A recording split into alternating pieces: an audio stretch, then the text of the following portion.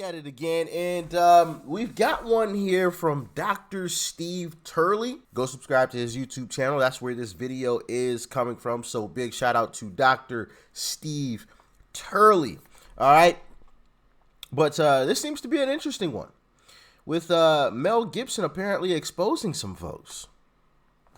Like, share, comment, hit that subscribe button if you are new. Please make sure you are still subscribed to the channel too. I've been unsubscribed from certain channels, as well as make sure your notifications are still turned on to all. All right. And if you would like to help me out further with the YouTube algorithm, watch this video to the very end. Helps out tremendously. All right. And with that being said, let's dive in. In a 1998 interview, Mel Gibson made a number of cryptic references to a dark and evil side of Hollywood. What In year? a 1998 interview, Mel 98. Gibson made a number of cryptic references to a dark and evil side of Hollywood that he personally encountered. When I came over here, I was in my mid-20s. Right. The first time I really came over here. You know, I had a whole bunch of weird paranoid suspicions about what the hell was going on, because there was a lot of stuff I couldn't understand. Right. And nobody was really bothering to explain it to me. They don't. And and I formed a bunch of opinions about the town and about the people in it that were like, surely that couldn't be, because a whole place can't be like, you know, Weird Town, you know, where the stranger wanders in and all the people are in the bar and they all shut up when he looks at them, and they tell you don't go into the house on the hill, and it's like that. And then you go away and you think, no, I was wrong. I mean, that's insane thinking. I'm paranoid. I imagined that stuff. That couldn't be the reason for why so-and-so was acting like. Could it? And then you find out later on the track that you are exactly on track with a lot of this stuff. Not specifically on track, but that you could, that some of your worst nightmares were real at the time. And you think, a place like this can humiliate you. And it can humiliate you, it can be humbling. I mean, it does rip your life to pieces. Is it? If you'll let it. Yeah. And it's always pounding at the walls. It's, Yeah. These little guys, these little heathens with no soul downstairs with horns on their head with a battering ram trying to like beat your walls in. Now, Gibson, of course, since that interview, has met with, shall we say, some unfortunate circumstances. Now, before we continue on, I mean, and once again, these folks, anybody involved in this is disgusting and should be thrown under the jail. But all of this is kind of believable, right? Because, I mean, think about it from a logical perspective. When you're one of the rich elites, right? When you're one of the richest people on this planet, there's almost nothing that you can't buy. A lot of the stuff that, you know, other people would pay for, they get for free. We've seen that time and time again, you know, rich people getting stuff for free, celebrities getting stuff for free that they don't really have to pay for. So you're already rich. You're getting some stuff for free. There's nothing on this planet you can't buy. The yacht you want to buy, the plane you want to buy, the car, the house, you got it all. You have it all. There comes a certain point where there's just like nothing else left. So it's believable that these people just get bored or tangled up into the wrong things, tangled up into the wrong circle of folks. And, you know, I would assume once they get tangled in, you know, the people that are already into it convince them to dabble into it. So then they can't expose the people that were already in it because now they've done it. Right. And we've heard some speculation about that. And it all makes sense. It's all believable. It's not like, you know, this random, super unbelievable story, you know, that people are telling. Like, this stuff is believable when you actually sit down and think about it. These are some of the richest of the rich people. Money is nothing to them. There's nothing that they can't buy. What else could they possibly be doing? There's no car, no house, no boat, no plane that they can't possibly buy. At some point, they probably get bored, right? So it's definitely believable. And all these folks should be thrown underneath the jail. And I think if that happened, man, you'll probably be shocked at some of the people that would be thrown in jail. You'd probably be shocked. I guarantee you a lot of us would be shocked if the entire truth came out and people got arrested. But let's continue on.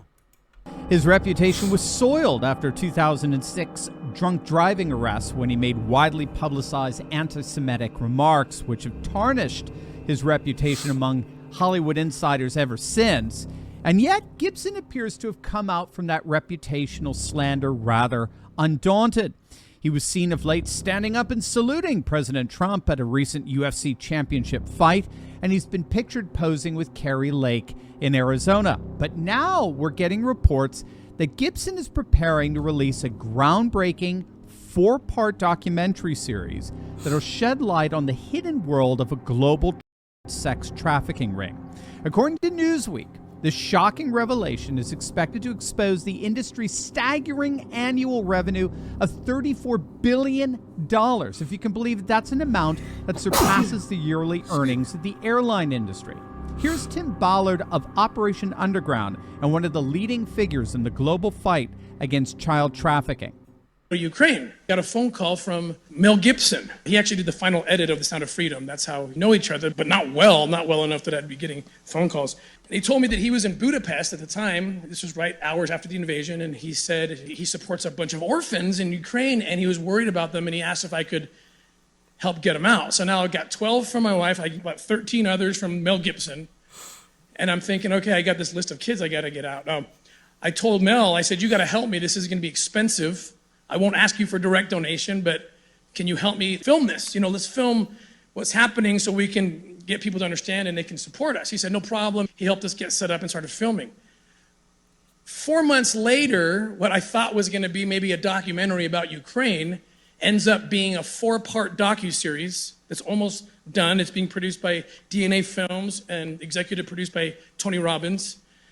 That's how crazy it got and how prophetic my wife was. When I showed up in Ukraine with a list of, I think, 20 names, the Ukrainians countered me and gave me over 10,000 names of orphans that they didn't know where they were because of the chaos caused by war. And more importantly, and more frightening to me, was the fact that I know that human trafficking is a $32 billion a year business. It's the fastest growing criminal enterprise in the world, and I also know how kids get forced into that market. And it's through vulnerable situations like in the aftermath of a hurricane, mostly in a developed country, or an earthquake, or in this case, a war. Again, that was Tim Ballard. He's absolutely amazing. He's a former CIA and DHS special agent, and now he's dedicated his life to rescuing children from human trafficking, which, of course, is happening in Ukraine, as he pointed out. And it's happening more than any one of us could imagine in our worst nightmares at our southern border, thanks to the deliberate incompetence of the bumbling Biden administration. But as you can see from that testimony, Mel Gibson, behind the scenes, is on the forefront of these rescue operations, which may indeed involve the release of this documentary, that according to Newsweek. Now, you should know Gibson's publicist has denied these rumors. Obviously, he's very worried about the blowback that Mel would inevitably get from a town that doesn't appear to take too kindly to exposing some of their darker tendencies. But unfortunately for Hollywood, the genie may be out of the bottle on this one. I don't know if any of you saw the recent bombshell piece in the Wall Street Journal, a front page article exposing the social media site Instagram for being used as a platform for connecting and promoting a vast network of accounts dedicated to the commission and purchase of underage sex content. It was an investigation conducted by the Wall Street Journal, Stanford University, as well as the University of Massachusetts Amherst. And it found that Instagram's algorithms actively promote pedophilia-related content, connecting files and guiding them to content sellers through various recommended systems. The researchers discovered that Instagram allows people to search explicit hashtags related to sexual abuse and links them to accounts advertising and selling material. I mean, it was horrific stuff, to say the least, and indicates that something seems to be going on here. There does seem to be a kind of Harvey Weinstein-like rumbling going on here with the dark. So you mean to tell me you get banned for hateful content, right, on Instagram, or censored for hateful content, but you can search up that kind of stuff. That's very, very telling. Very, very telling. Secrets everyone knew about are about to come to the surface for all to see.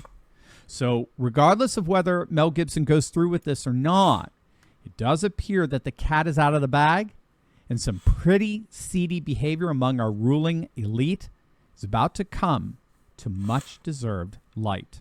Wow.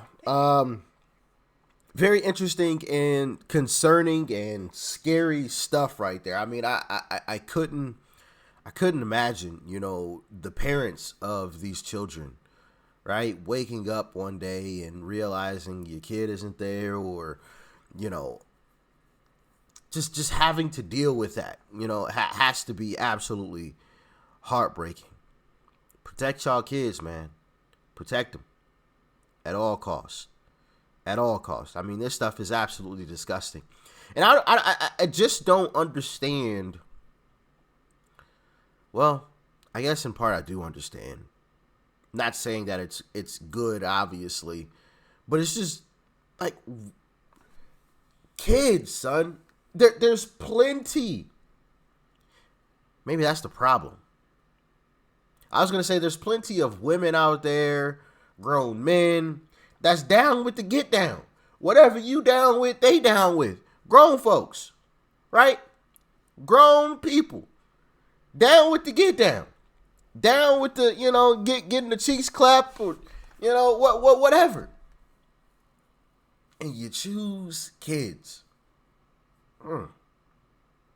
It's disgusting stuff, man. Disgusting stuff. And my hope for 2025 and beyond, or 2024 and beyond. Well, technically 25, because that's when Trump will actually be in office, right? My hope is that, one, these corrupt politicians and establishment guys and gals are arrested and charged for the crimes that they have committed against America. And now we go after these rich elites that have taken advantage of some of the most precious amongst us and did some horrific things. They should also be thrown in jail. That is what I hope for the year 2025. By 2026, I want to see hundreds of these terrible folks shackled in chains being led into a courtroom. That's what I want to see. And I think there's a good chance we will see that. I think there's a great chance that we will see that. Because of stuff like this, because of the far left pushing way too far and waking way too many people up. You got leftist media bashing the Sound of Freedom. And it's just like, what's your problem? Why would you be bashing a film that's great for humanity? What's wrong with this film? There's nothing wrong with this film. Oh, it's a right calling card. Like, come on, man. Stop it. Stop it. I actually just was scrolling through Instagram today. Funny enough, because Instagram was mentioned in this video. Shout out to Dr. Steve Turley, by the way. Make sure you guys go subscribe to his channel. He already has over 1 million subscribers, so some of you guys and gals may already be subscribed to his channel. But if you aren't, definitely go and check him out. Give him a like, all right? But I just... I just find it fascinating to watch the left push so hard and wake even more people up to the truth. I came across a post. I don't even remember exactly what it was, but it was like a random. Let me see actually if I can pull that thing back up. Let me check really quickly if I can even find it again. I may be able to. Nope. Not a chance. Not a chance. Yeah, I don't remember exactly what it was. It was just like a random post. Oh, I think it was a post about something with Trump on just this random page. And, me, I look at comments. I don't just look at the post itself. I want to read what people are actually saying. Forget about what the news is talking about. I want to see what actual people are saying. So I look through the comments and I'm reading black person after black person, right? Hey, he's telling the truth. I'm voting Uncle Trump. I'm voting for Trump. Trump 24. Black people. Black people. Like I can look at the profile picture. I can click on the profile name. It's a black person. A few years ago, you wouldn't have seen that, right? That's one. Two, I'm seeing comments, and I see this a lot. Yeah, I'm not a big fan of Trump, but this guy's making more and more sense the more that I watch him, the more that I listen to him. Hey, I didn't vote for Trump the last time, but this time around, I'm definitely going to. Man, I hate this guy Trump, but man, I can't stand the left. The left has gone too far. I gotta support this guy, or something along those lines. I see those comments time and time again, and the ticket of Uncle Trump and RFK Jr. Yeah, some stuff's getting shaken up. It's getting shaken up to the core. That is for sure. But as always, y'all let me know what you thought about this one in the comment section below. Like, share, comment, hit that subscribe button before you go. Peace and love. I'm out.